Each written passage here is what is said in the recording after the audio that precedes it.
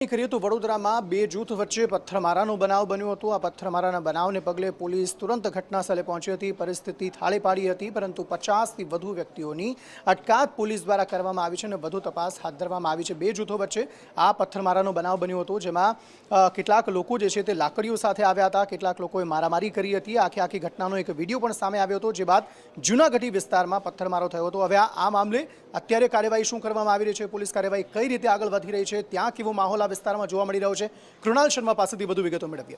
કૃણાલ,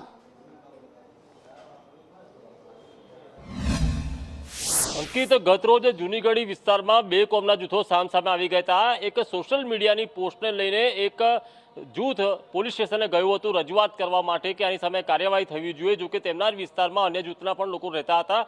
ત્યાં પહેલા તો બોલાચાલી થઈ હતી ને ત્યારબાદ સામસામે પથ્થરમારો પણ શરૂ થયો હતો। ઘટનાને પગલે રાત્રે પોલીસના ઉચ્ચ અધિકારીઓને કાફલા લઈને દોડી ગયા હતા, મામલો થાળે પાડ્યો હતો।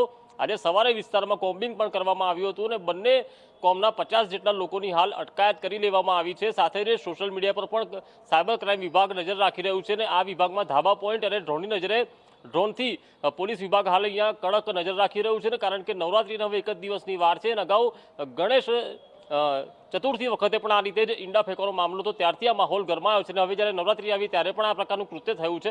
એટલે આ કોઈ કાવતરું છે કે તે અંગે પણ તપાસ ચાલી રહી છે, કારણ કે અગાઉ પણ 9 જેટલા લોકોની ધરપકડ થઈ ચૂકી છે, હવે 50 લોકોની ધરપકડ થઈ છે। ત્યારે શું આ મામલે જે આરોપીઓ પકડાયા છે તેની વચ્ચે કોઈ સંકલન છે કે પછી તેનો કોઈ તાર અડે છે, તે મામલે પણ